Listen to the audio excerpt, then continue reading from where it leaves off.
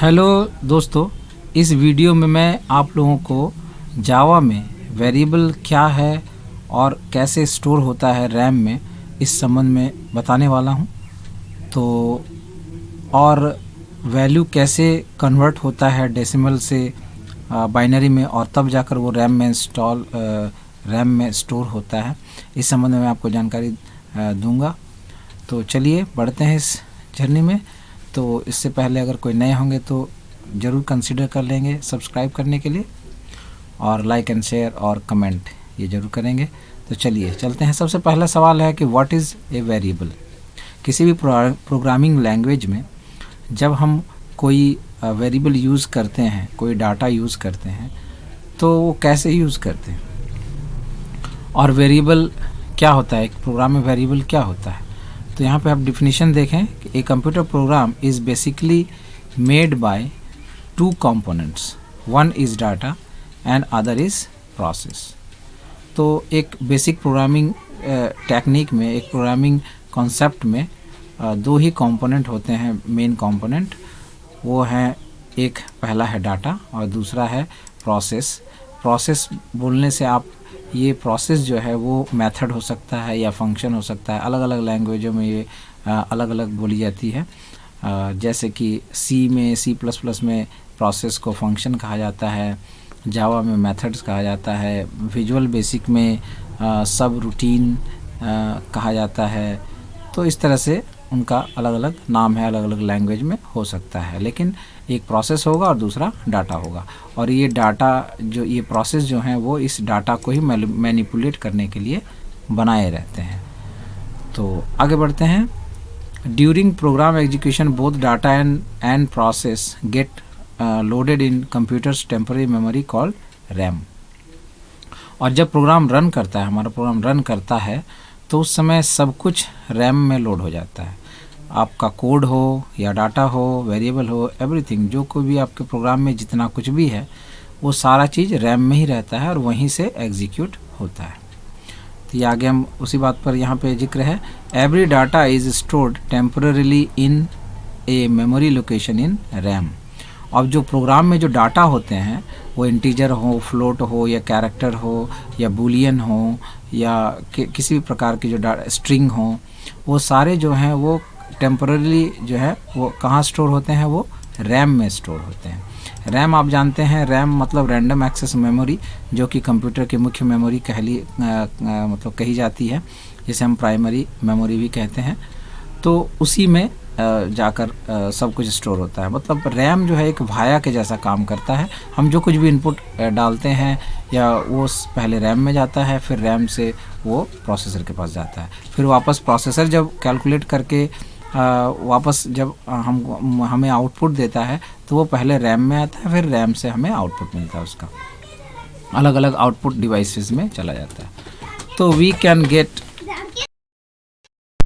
तो इस तरह से तो जो हर कुछ जो है वो रैम में रहता है, डाटा भी रैम में रहता है। अगला है we can get those data very easily. अब उन डाटा को, जो डाटा हमारे प्रोग्राम का जो होता है, जो कि रैम में स्टोर होता है, उसे हम कैसे गेट कर सकते हैं, यानी अपने यूज़ में कैसे लगा सकते हैं, अपने काम में कैसे लगा सकते हैं, अपने प्रोग्राम में हम उसे कैसे यूज़ कर सकते हैं। तो उसके लिए हम क्या करते हैं कि उसे कुछ नेम हम दे देते हैं। जैसे हम अपने रियल लाइफ में भी, अगर आपके दोस्त हैं कोई, यहाँ तक कि तो रियल लाइफ में अगर आपके दोस्त हैं या कोई आपके पेट हैं, जैसे कि कोई आपने कुत्ता पाल रखा है या बिल्ली पाल रखी है, तो उनके भी कुछ ना कुछ हम नेम दे देते हैं ताकि हम उनको बुला सकें। तो सेम केस यहाँ भी है कि हम अगर किसी कंप्यूटर के किसी मेमोरी लोकेशन को गेट करना चाहते हैं, उसे अपने यूज़ में लगाना चाहते हैं, तो हम कैसे उसे यूज़ में लगा सकते हैं। तो उसे हम कोई नेम दे देते हैं और वो नेम ही वेरिएबल कहलाता है। दीज नेम, तो वही यहाँ पे हम देख सकते हैं लिखा हुआ है कि we can get those data very easily by giving a name to the memory locations. यानी जिन मेमोरी लोकेशंस में डाटा सेव होता है उनको हम कोई नेम दे देते हैं और उस नेम के थ्रू हम फिर उस डाटा को गेट करते हैं। These names are called variables और आइडेंटिफायर्स। अब इन्हीं जो नेम जो हम देते हैं, मेमोरी लोकेशंस को हम जो नेम देते हैं, उन्हें ही हम वेरिएबल्स या आइडेंटिफायर्स कहते हैं। आइडेंटिफायर्स मीन्स आइडेंटिफाई करता है वो वैल्यू को, इसलिए आइडेंटिफायर्स। अगला, we can reserve a blank memory. अब अगर हम किसी डाटा मतलब किसी वेरिएबल का नेम जो है उस वेरिएबल में अगर कोई डाटा डालते हैं, डाटा देते हैं, तब तो उसमें डाटा रहती है। लेकिन अगर हम बिना डाटा के ही कोई वेरिएबल डिक्लेयर करते हैं तो वो फिर ब्लैंक मेमोरी लोकेशन को रिज़र्व करता है। तो यानी वेरिएबल के थ्रू हम मेमोरी रिज़र्व करते हैं या डाटा को गेट करते हैं। तो यहाँ पे अगर हम, तो यहाँ पे आप नीचे example, we can reserve a blank memory location also by giving it a name through variable declaration. तो हम लोग एक ब्लैंक मेमोरी लोकेशन को भी रिज़र्व कर सकते हैं उसे एक नेम देकर। जैसे अब ये जनरल थ्योरी है, जैसे कि आप ट्रेन्स में या प्लेन्स में रिजर्वेशन जैसे होती है कि किसी का नेम के अगेंस्ट जो है कोई रिजर्वेशन करा लेता है तो उसकी सीट खाली रहती है, वो जहाँ से बैठना चाहते हैं वहाँ तक उसकी सीट खाली रहती है, फिर वो उसमें जाकर बैठता है। तो इस तरह से एक ब्लैंक सीट को आप रिज़र्व करते हैं ट्रेन में भी और प्लेन में भी। तो उसी तरह से यहाँ भी हम मेमोरी को रिज़र्व कर सकते हैं उसे एक नेम दे करके। तो इसे आप नीचे एग्जांपल से समझें कि जैसा पहला एग्जांपल है इंट एज इक्वल टू 25। तो यहाँ पे आप देखें हम 25 एक डाटा है जो कि मेमोरी में किसी मेमोरी लोकेशन पे स्टोर्ड है। अब उसे हम गेट करना चाहते हैं, यूज़ करना चाहते हैं, तो हमने उसे एक नेम दे दिया एज। सो और ये 25 एक इंटीजर टाइप का डाटा है, इसलिए जो वेरिएबल है उसका टाइप भी रहेगा इंट यानी इंटीजर टाइप। अब इस वेरिएबल को ले लें, प्राइस वेरिएबल, इसका टाइप क्या है, फ्लोट है, लेकिन इसमें कोई डाटा नहीं है। तो डाटा नहीं जब है तो ये प्राइस जो है ये भी एक मेमोरी लोकेशन को रिज़र्व करेगा, लेकिन ब्लैंक मेमोरी लोकेशन को रिज़र्व करेगा। और वो उस मेमोरी लोकेशन में किस तरह की वैल्यू आप रख सकेंगे, तो फ्लोट टाइप की वैल्यू। फ्लोट मतलब पॉइंट वाली वैल्यू। नेक्स्ट है कैर सी एच, ये भी एक वेरिएबल सी एच है, ये भी एक ब्लैंक वेरिएबल है क्योंकि इसके अगेंस्ट भी हमने C H equal to something मतलब कुछ लिखा नहीं है, तो ये ब्लैंक वेरिएबल है, यानी एक ब्लैंक मेमोरी लोकेशन को ये रिज़र्व कर रहा है सी एच। और ये किस टाइप का उसमें डाटा हम रख सकेंगे उसमें ब्लैंक मेमोरी लोकेशन में, तो वो कैरेक्टर टाइप का। तो इस तरह से हम देखते हैं कि अगर किसी वेरिएबल को डिक्लेयर करके, इसे डिक्लेरेशन कहते हैं, हम कहेंगे वेरिएबल डिक्लेरेशन। अगर वेरिएबल डिक्लेरेशन को हम इक्वल टू देकर कुछ वैल्यूज़ में दे देते हैं वेरिएबल में, तब इसको हम variable declaration and variable initialisation दोनों बोलते हैं। लेकिन अगर किसी वेरिएबल में हम कोई वैल्यू नहीं देते हैं तो उसे सिर्फ हम वेरिएबल डिक्लेरेशन कहेंगे। जैसे यहाँ पे आप देख सकते हैं कि इंट एज इक्वल टू 25 ये वेरिएबल डिक्लेरेशन भी है और वेरिएबल इनिशियलाइजेशन भी है। डिक्लेरेशन है क्योंकि हमने एक एज नाम का वेरिएबल डिक्लेयर किया है, और इनिशियलाइजेशन इस सेंस में है कि हमने उसे एक 25 वैल्यू देकर उसको इनिशियलाइज़ कर दिया है।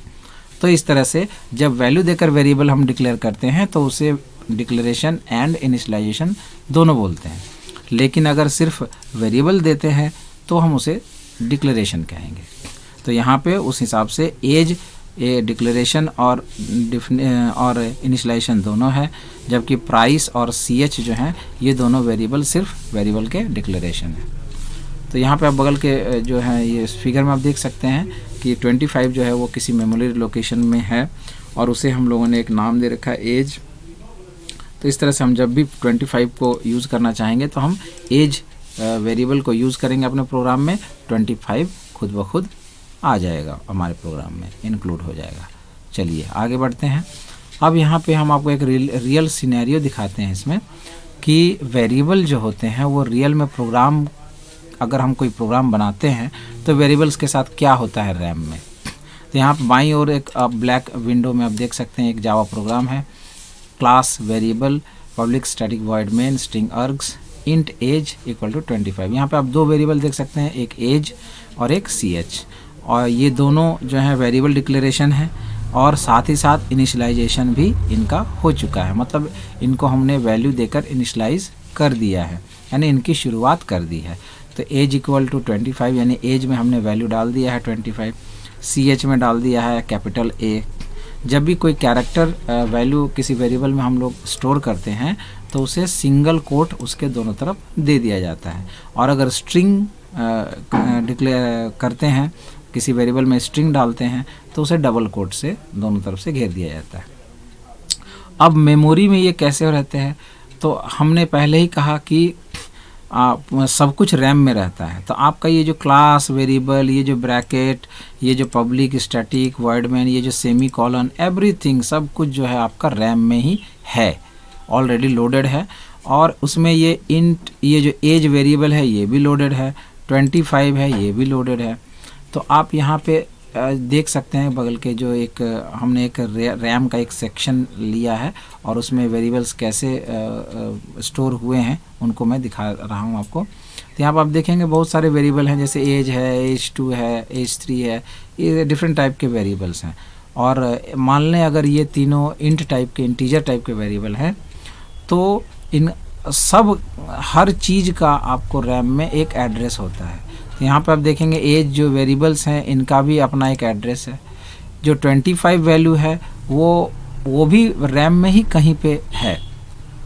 तो रैम अब उसको जो है वेरिएबल जो है वो उसको रेफरेंस करता है।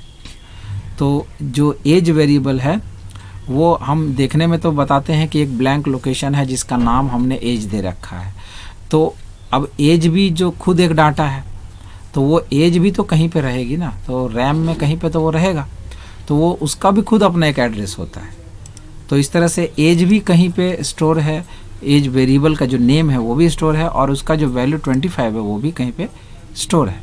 और ये कंपाइलर का काम है, जावा कंपाइलर का काम, कि इन दोनों को कनेक्ट करके आप जब भी एज को यूज़ करें तो 25 आप यूज़ कर सकें। ये कंपाइलर का अपना काम है।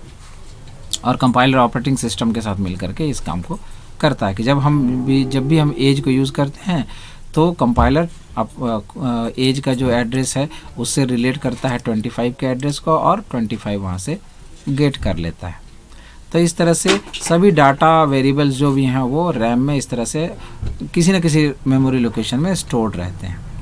और ये कोई कंटीजियस मतलब लगातार मेमोरी लोकेशन में रह भी सकते हैं, नहीं भी रह सकते, कोई ज़रूरी नहीं है।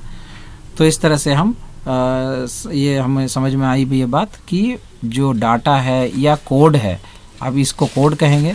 यहाँ पे एज इक्वल टू 25 ये एक डाटा है, जबकि public static void main system out dot print line ये एक आपका कोडिंग है। तो ये सब कुछ रैम में स्टोर रहता है।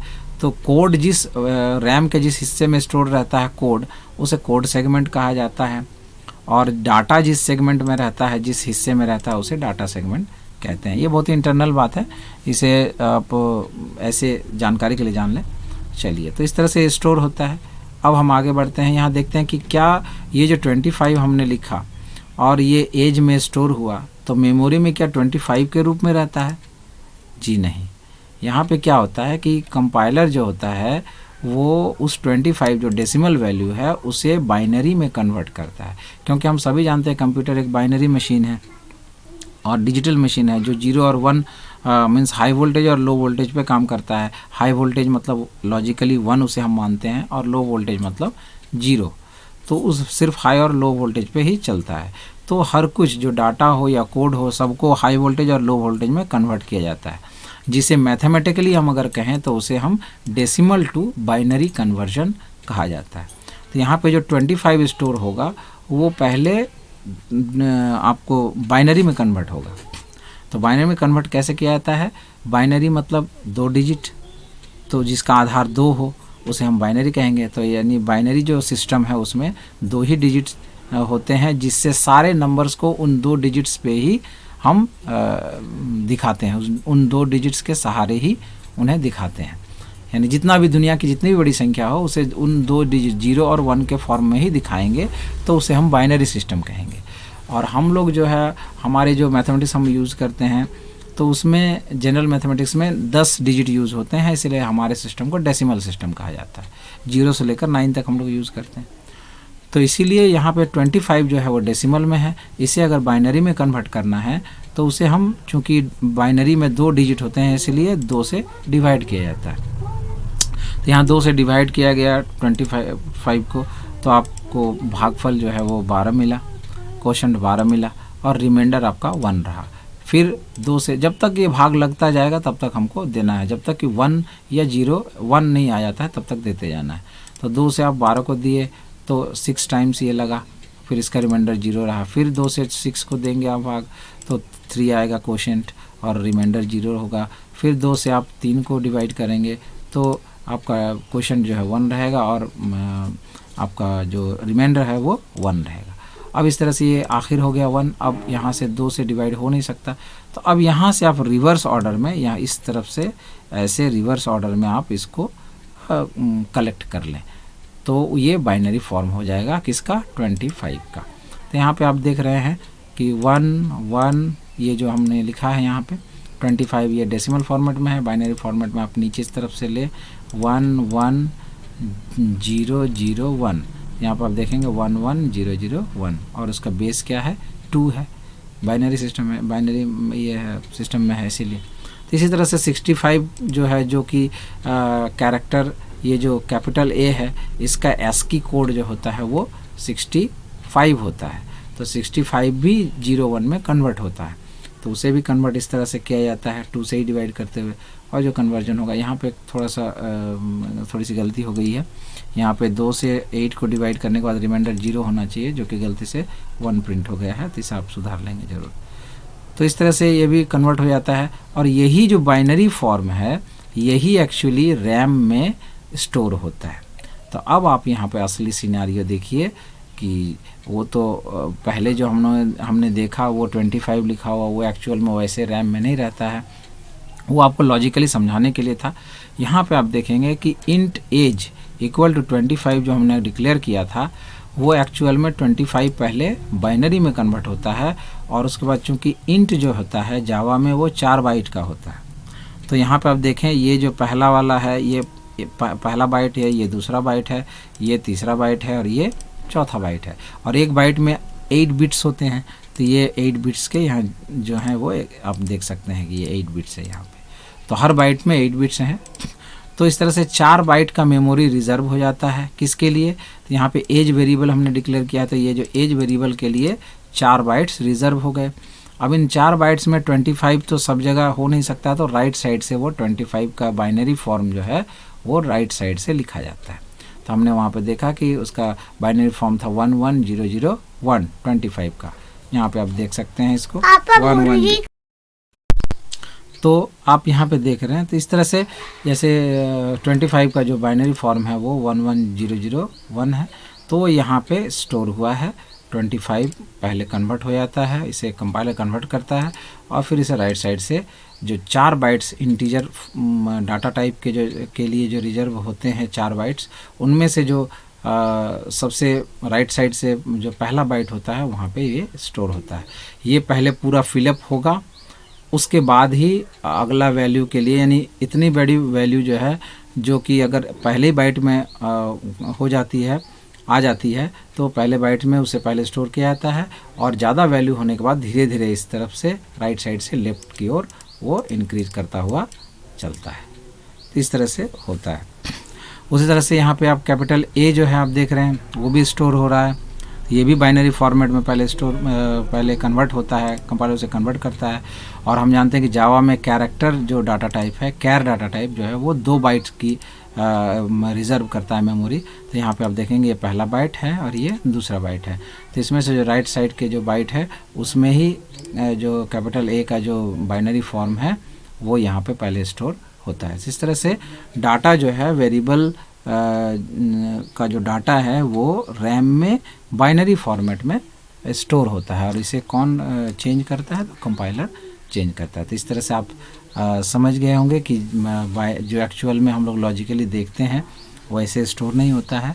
वेरिएबल पहले बाइनरी फॉर्मेट में कन्वर्ट होता है, फिर जाकर वेरिएबल मीन्स जिस वेरिएबल में डाटा रहता है वो डाटा जो है पहले बाइनरी फॉर्मेट में कन्वर्ट होता है, फिर जाकर वो रैम में स्टोर होता है। तो ठीक है दोस्तों, अगले वीडियो में हम जिक्र करेंगे जावा के नेक्स्ट और जो आगे के जो एस्पेक्ट्स हैं उस पर हम चलेंगे। तो तब तक के लिए thank you. Please consider to subscribe my channel. Thank you.